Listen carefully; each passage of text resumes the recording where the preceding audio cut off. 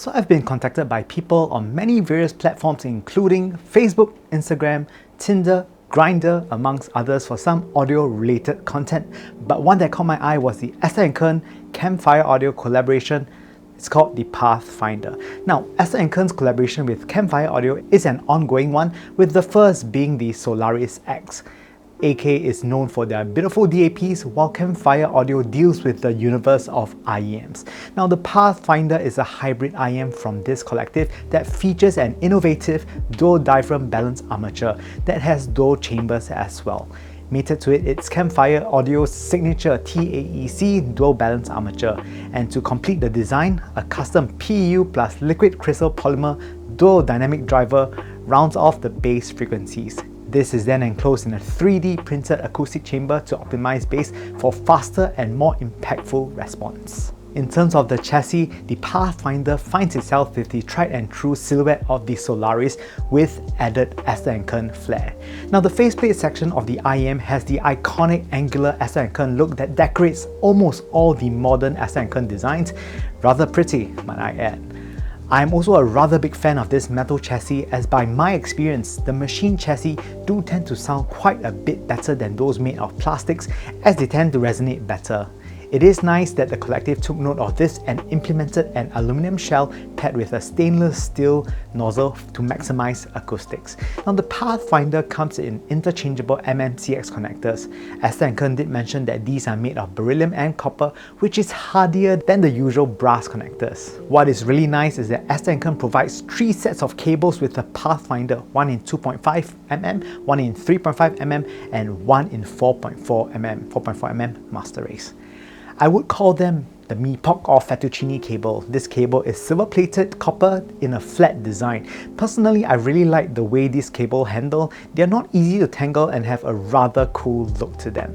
Fit on the Pathfinder is really rather good. There are no strain spots in contact with my ear, making this an extremely enjoyable listen, especially when you want to listen to them for a long time. Moving on to sound. Now, before I talk about sound, I need to first add that these are really sensitive IEMs. So if you have a source that is of higher gain, I would recommend that you lower the gain setting first before blowing your brains out, because these are really super sensitive.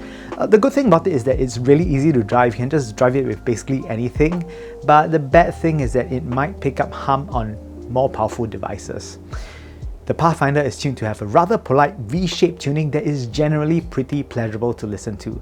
Bass is full-bodied that is supported by a slight elevation in the mid-bass. The dual dynamic drivers here are able to provide a delightful level of slam and impact while maintaining a good resonating speed. Resonance here is great and natural. I think for connoisseurs of bass, these would rank quite highly. Mid-range is also very tastefully done here too. Bass tapers linearly to the mid-range, lending it to sound rather cohesive. I enjoy female vocals on the Pathfinder as it has a rather sweet focus tone that contrasts greatly with the bass. The resonating bass creates space for the vocals to exist.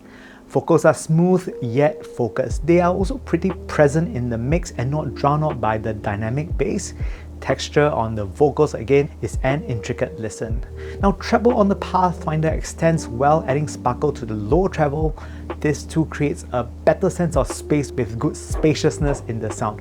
I won't say that the Pathfinder is extremely airy, but they do sound adequately so. On the whole, the tonality of the Pathfinder, if I were to put it in words, would be delicate vocals with upper register instruments cocooned by a larger dynamic bass that never seems to overpower the delicateness of the mid-range and treble. Quite an intricate balance, honestly. Now, Soundstage. With regards to width and height, I must say that usually IEMs with such dynamic bass, they would really perform rather weak in the imaging segment, but I'm happy to say the Pathfinder goes against this grain.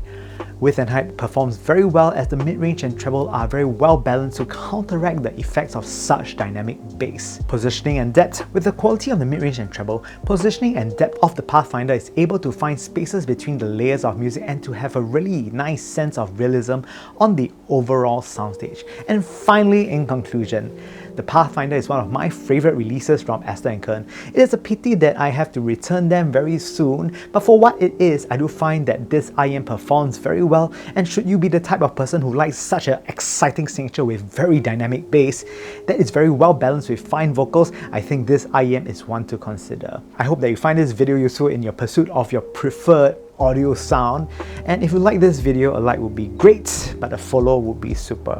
With that said, thank you guys so much for watching the Super Audio Show. Really appreciate seeing you guys very soon, and you know, next week we will be in the Philippines, and if you are in Manila, do drop by the November Hi-Fi show to say hi to me, and you know, there'll be free hi-fis. Until then, I'll see you guys very soon. Bye guys!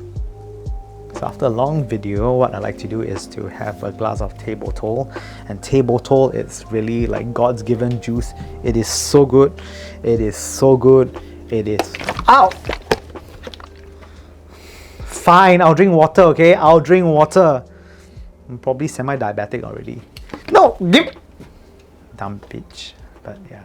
With that said, thanks guys. See you guys again. And drink more table tol, not water. Bye.